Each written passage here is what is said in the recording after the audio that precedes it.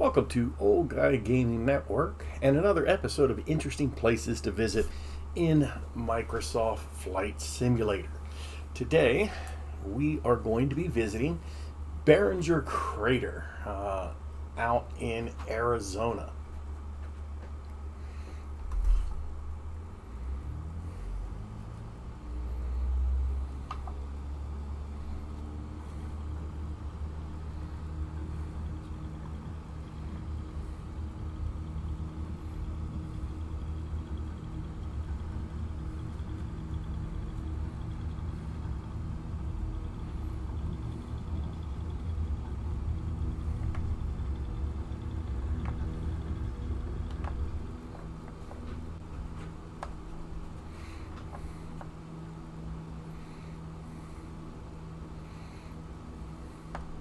So Behringer Crater is a meteorite impact crater about 37 miles or 60 kilometers east of Flagstaff, Arizona, and 18 miles or 29 kilometers west of Winslow in northern Arizona of the United States.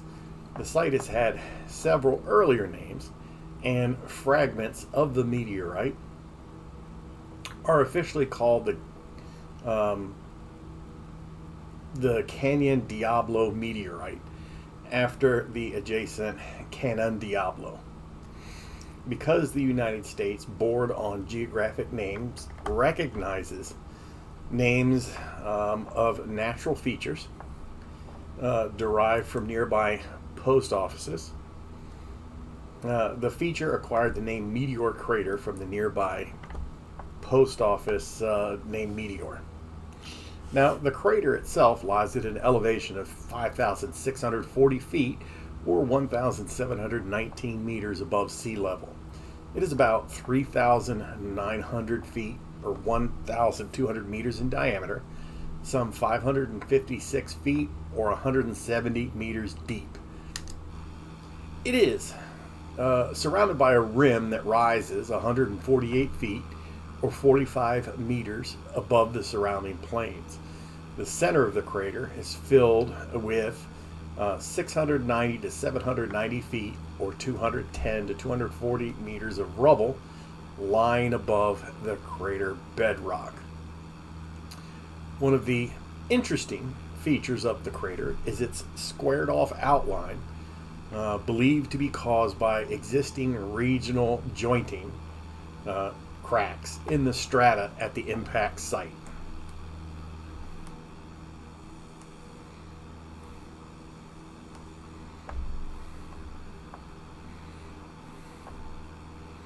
Well, that's one freaking big hole.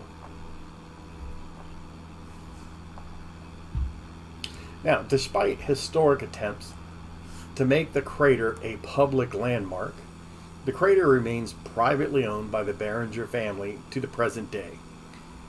Through their Behringer Crater Company, which proclaims it to be the best preserved meteorite crater on Earth.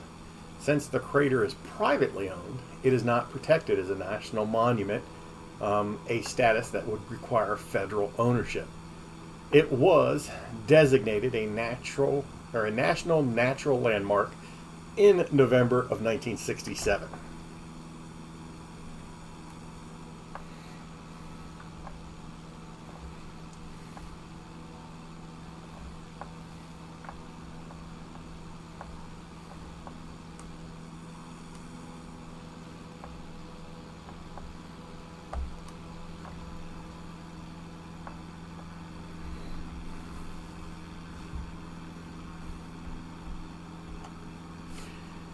The crater was created about 50,000 years ago during the Pleistocene epoch, when the local climate on the Colorado Plateau was much cooler and damper.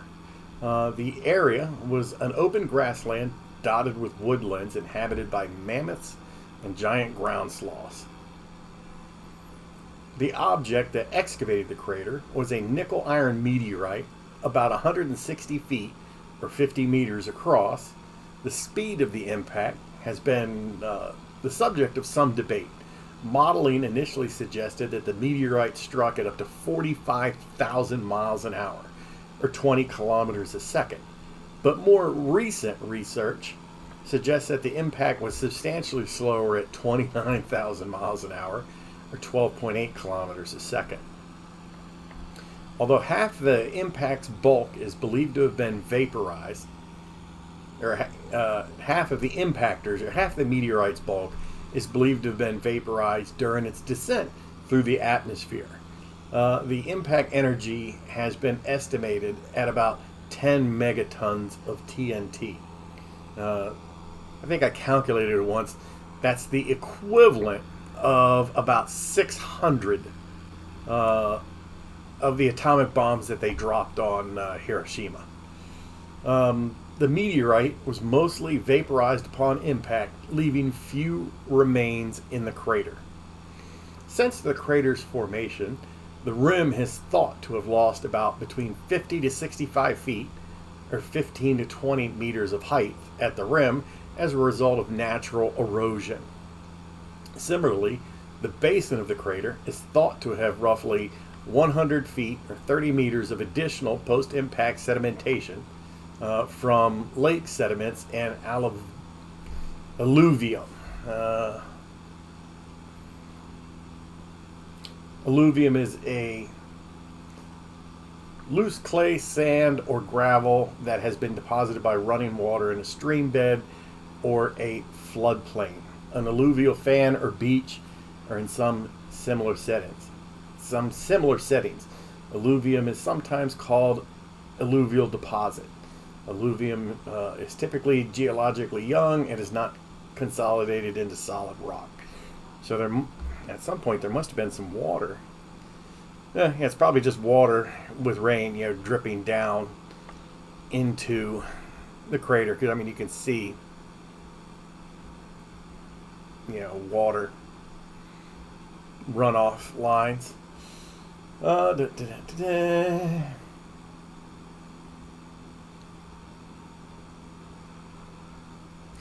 The very few remaining craters are visible on Earth, since many have been erased by erosive geological processes. The relatively young age of Barrington Crater, paired with the dry Arizona climate, has allowed the crater to remain almost unchanged since its formation. The lack of erosion that preserved the crater's shape also helped lead to this crater being the first crater recognized as an impact crater from a natural celestial body.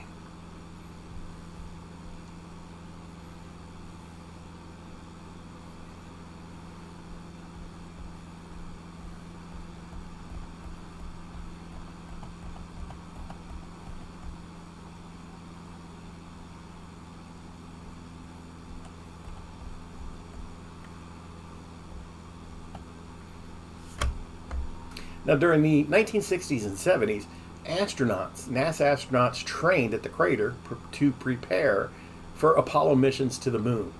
On August 8th, 1964, two commercial pilots in a Cessna 150 flew over the crater. After crossing the rim, they could not maintain level flight. The pilot attempted to circle in the crater and climb over the rim, but during the attempted climb out, the aircraft stalled, crashed, and caught fire. The plane is commonly reported to have run out of fuel, but that is incorrect. Both occupants were severely injured, but survived, and a small portion of the wreckage not removed from the crash site still remains visible.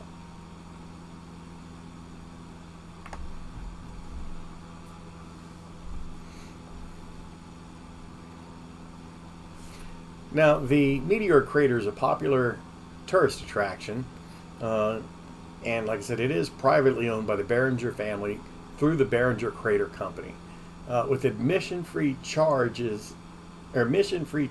see the crater. The Meteor Crater Visitor Center from the North Rim features interactive exhibits and displays about meteorites, asteroids, space, and the solar system and comets. It features the American Astronaut Wall of Fame and such artifacts on display as an Apollo boilerplate command module, a 1,406 pound or 638 kilogram meteorite found in the area, and meteorite specimens from the Meteor Crater can be touched. Formerly known as the Museum of Astrogeology, the visitor center includes a movie theater, a gift shop, observation areas with views inside the rim of the crater. Guided tours of the rim are offered daily, weather permitting. Well, that is going to conclude this episode of Interesting Places to Visit in Microsoft Flight Simulator. I hope you enjoyed the episode and learned something. Please leave your comments below, like and subscribe. And until next time, have a wonderful evening.